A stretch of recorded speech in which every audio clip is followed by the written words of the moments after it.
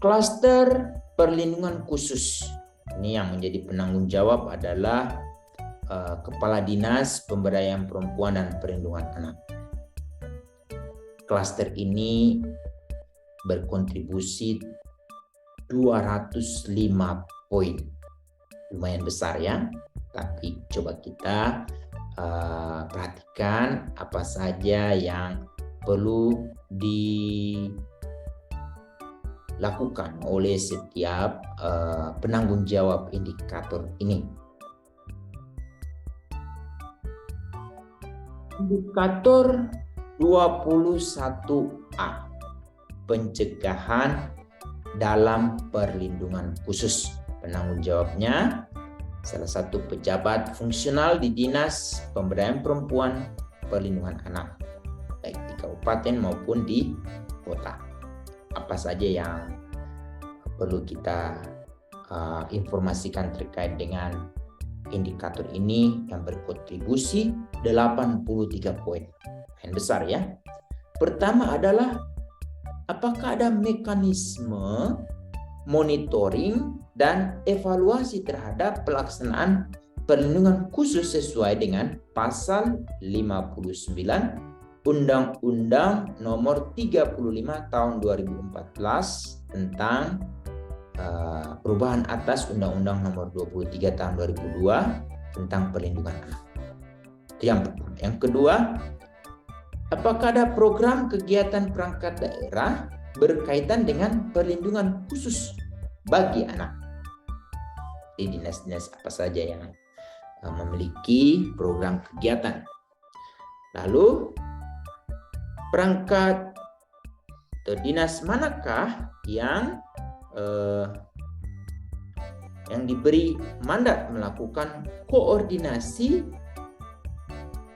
terkait perlindungan khusus? Apakah ada perangkat daerah lain yang berperan? Harus siapkan jawabannya ya. Lalu, lembaga penyedia layanan perlindungan khusus baik yang dilakukan pemerintah maupun oleh masyarakat. Jawaban juga yang lain yang perlu kita harus siapkan terkait dengan sarana prasarana perlindungan khusus yang disiapkan oleh pemerintah daerah, baik dalam bentuk mobil, motor, rumah aman, perahu, atau nomor telepon dan lain-lain. Juga perlu kita informasikan. Lalu terkait dengan apakah ada nggak program inovasi untuk pencegahan dan penanganan kelompok anak yang memerlukan perlindungan khusus. Selanjutnya adalah apakah tersedia tidak lembaga penyedia layanan atau perangkat daerah atau lembaga masyarakat sudah sesuai dengan standar ramah anak. Ada standarnya. Lalu terakhir, apakah SDM sudah terlatih tidak dengan konvensi HANA dan jenis latihan lain terkait dengan penanganan anak-anak.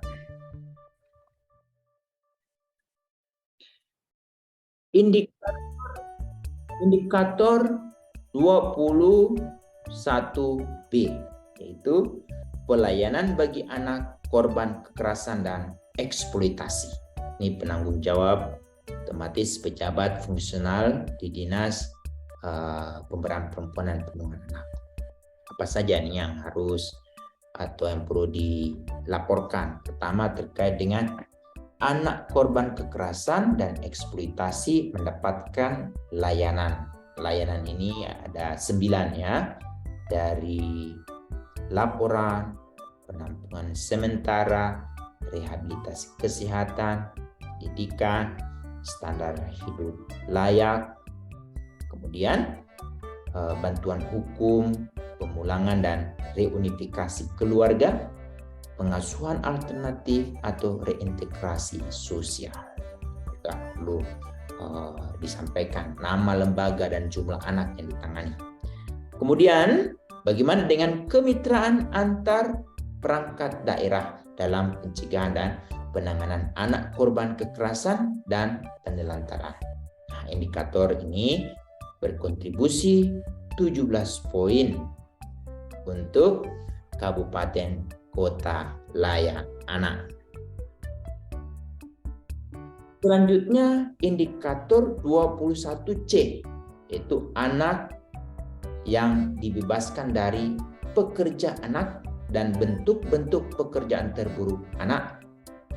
Penanggung jawab otomatis adalah dinas, pejabat fungsional di Dinas Ketenagakerjaan.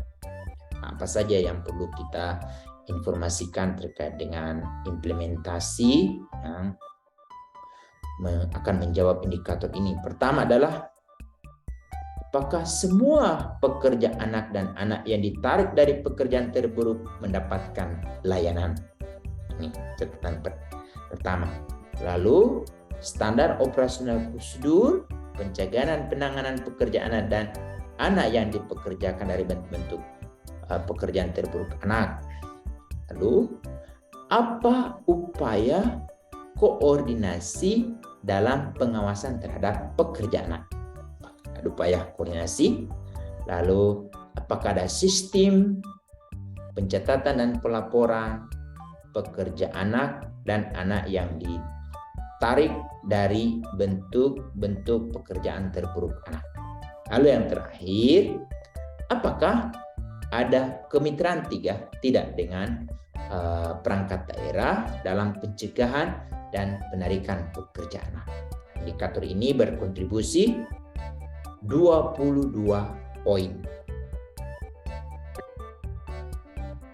Selanjutnya adalah indikator 22A, yaitu pelayanan bagi anak korban pornografi, nafsa, dan terinfeksi HIV/AIDS. Nah, penanggung jawab indikator ini terdiri atas beberapa. Pertama, pejabat fungsional di Dinas Kominfo, BNNK, lalu Dinas Kesehatan. Ada 17 poin yang perlu dijawab ya atau dikontribusikan oleh indikator ini, yaitu menceritakan bagaimana kemitraan antar perangkat daerah dalam pencegahan dan penanganan anak korban pornografi, penyalahgunaan nafsa, dan terinfeksi HIV/AIDS. Ini perlu diuraikan oleh masing-masing dinas atau oleh lembaga yang menangani anak-anak yang berada di indikator ini. Kemudian indikator 22B, yaitu pelayanan bagi anak korban bencana dan konflik. Penanggung jawabnya adalah pejabat fungsional di Badan Penanggulangan Bencana Daerah. Ini berkontribusi 18 poin. Apa saja yang perlu diinformasikan terkait dengan indikator ini? Pertama adalah apakah pemerintah daerah menyediakan fasilitas bagi anak korban bencana baik alam dan non-alam dan konflik yang sesuai kebutuhan dan kepentingan terbaik bagi anak. Ini yang fasilitas apa saja yang perlu disediakan. Pertama adalah form pendaftaran.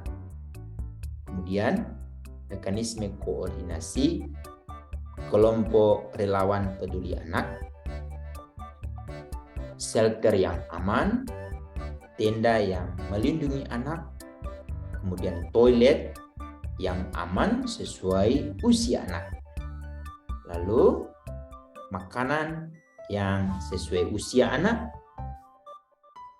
pengisian waktu luang bagi anak, ketersediaan fasilitas belajar, lalu pelayanan psikologi, psikososial, dan penguatan motivasi, kemudian pemenuhan kebutuhan spesifik anak, fasilitas belajar, dan lainnya. Baik, ini yang difasilitasi oleh pemerintah maupun oleh masyarakat. Berharap ini semua dapat diuraikan. Lalu, apakah tersedia early warning system berhubungan dengan bencana yang dipahami oleh anak, terutama pada masa-masa anak di sekolah atau anak berada di luar rumah, sehingga mereka paham atau mengerti terkait dengan peringatan dini yang disampaikan. Kemudian, apakah tersedia jalur evakuasi ramah anak? Ini juga berharap setahun itu 2 kali simulasi, sehingga anak-anak itu sejak dari awal dia terbiasa untuk memanfaatkan jalur-jalur evakuasi sekaligus dengan titik kumpul. Lalu terakhir, bagaimana dengan kemitraan antar perangkat daerah dalam pencegahan dan penanganan anak korban bencana dan konflik? Nih, poin pentingnya. Indikator 23A, pelayanan bagi anak penyandang disabilitas, kelompok minoritas dan terisolasi. Ini indikator ke 23A ini berkontribusi 23 poin. Penanggung jawabnya adalah pejabat fungsional di dinas sosial. Apa saja yang perlu kita informasikan melalui evaluasi KLA terkait dengan indikator ini. Pertama adalah apakah tersedia lembaga layanan sesuai standar bagi anak penyandang disabilitas. Kedua, apakah ada sistem pengasuhan bagi anak penyandang disabilitas yang kehilangan orang tua atau pendamping atau pengasuh pengganti. Selanjutnya, apakah ada sarana prasarana publik telah memperhatikan aksesibilitas bagi anak penyandang disabilitas. Ini seperti yang dapat kita lihat ya di Kota Jakarta, para penyandang disabilitas benar-benar hampir sebagian besar telah terfasilitasi di tempat-tempat publik. Kemudian ada bentuk pemberian kesempatan, partisipasi dan apresiasi bagi anak penyandang disabilitas. Sekarang juga negara sangat memperhatikan mereka, sehingga bila ada PON itu juga ada para PON, atau Olimpiade juga para Olimpiade atau Asian Games. Semua mereka mendapatkan penghargaan yang sama sebagaimana yang diterima oleh mereka yang abilitas. Kemudian daerah telah menyiapkan sistem perlindungan anak untuk anak dalam kelompok minoritas dan terisolasi untuk memastikan mereka tidak mendapat kekerasan dan terpenuhi haknya. Antara lain ada pencatatan kelahiran dan identitas, ada akses pendidikan, ada jaminan kesehatan dan kebebasan menikmati budaya, keyakinan dan bahasa. Lalu terakhir ada upaya untuk mencegah keterpisahan anak dari orang tua. Nih harus kita pastikan ya. Selanjutnya indikator 23B, yaitu pelayanan bagi anak dengan perilaku sosial menyimpang. Ini penanggung jawab indikator ini berkontribusi 4 poin saja, yaitu pejabat fungsional di dinas sosial. Pertama yang ditanyakan itu adalah apakah pemerintah daerah mempunyai sistem pencegahan dan penanganan komprehensif bagi anak dengan perilaku sosial menyimpang. Kemudian yang kedua, apakah pemerintah daerah menyediakan lembaga konsultasi bagi keluarga yang mempunyai anak dengan perilaku sosial menyimpang. Ini poin penting harus dijawab. Harap ya terjawab ini semua, walaupun hanya berkontribusi 4 poin. dari total 205. Indikator 24A itu penyelesaian kasus anak yang berhadapan dengan hukum atau ABH melalui diversi khusus pelaku. Penanggung jawabnya ini adalah Kanit PPA Polres. Ini merupakan lembaga vertikal ya, yang juga dapat dimintai apa yang sudah mereka upayakan.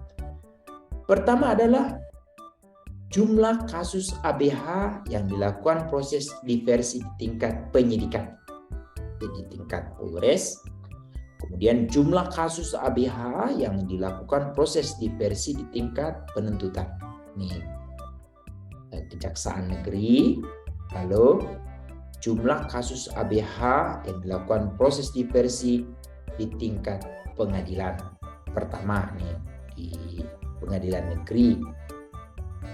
Lalu jumlah kasus ABH pasca diversi memperoleh layanan rehabilitasi dan reintegrasi sosial. Ada berapa jumlah kasus tersebut ya? Terakhir adalah jumlah ABH mendapatkan bantuan hukum termasuk anak penyandang disabilitas. Indikator ini berkontribusi 14 poin. Indikator terakhir yaitu indikator 24B, pelayanan bagi anak korban jaringan terorisme dan anak dengan stigmatisasi. Jadi ada dua slide yang kita pecah. Indikator ini berkontribusi 7 poin. Pertama adalah apakah pemerintah daerah mempunyai mekanisme pencegahan dan penanganan anak yang terpapar radikalisme dan korban jaringan terorisme. Pertama, yang kedua adalah apakah daerah mempunyai program pencegahan agar anak tidak terlibat dalam radikalisme dan tindak pidana terorisme melalui kegiatan memperkuat pendidikan Pancasila, memperkuat rasa cinta tanah air dan wawasan kebangsaan, kemudian mendorong kegiatan kreatif dan rekreatif, dan kegiatan lainnya. Ini bisa kita sebutkan, tapi jangan lupa kita lengkapi dengan dokumen pendukungnya. Untuk indikator selanjutnya ini yang terakhir adalah stigmatisasi akibat dari pelabelan terkait dengan kondisi orang tuanya. Penanggung jawab adalah pejabat fungsional di dinas sosial. Apa saja yang perlu dikomunikasikan terkait dengan indikator ini? Yaitu pertama, pemerintah daerah mempunyai mekanisme pencegahan dan penanganan anak korban stigmatisasi akibat dari pelabelan terkait dengan kondisi orang tuanya. Contoh, stigmatisasi akibat dari pelabelan terkait dengan kondisi orang tuanya, anak dari ibu yang terjebak eksploitasi seksual, anak dari koruptor, anak dari orang tua yang terinfeksi HIV/AIDS atau penyakit menular lainnya, anak dari orang tua terduga teroris, anak yang lahir dari seorang ibu tanpa suami, anak yang tidak diketahui keberadaan kedua orang tuanya, anak dari orang tua pengguna atau mantan pengguna narkoba, lalu anak dari orang tua mantan pelaku tindak pidana kejahatan. Ini semua dapat kita jawab terkait dengan indikator 24B. Sampai di sini apa yang dapat kami uraikan, semoga bermanfaat. Berharap kabupaten, kota di mana ayahanda dan bunda tinggal, kita benar-benar mampu menjawab, sehingga berharap di kemudian hari di antara kabupaten kota yang ada sudah ada yang memiliki kategori KLA. Sampai hari ini belum ada. Berharap pada masa-masa yang akan datang jumlah kabupaten kota yang mendapatkan anugerah kategori utama itu meningkat, kemudian Nindya juga banyak, kemudian Madya, dan yang Pratama sudah tidak ada. Semua sudah mendekati ke kategori yang tertinggi. Demikian, semoga bermanfaat. Assalamualaikum warahmatullahi wabarakatuh.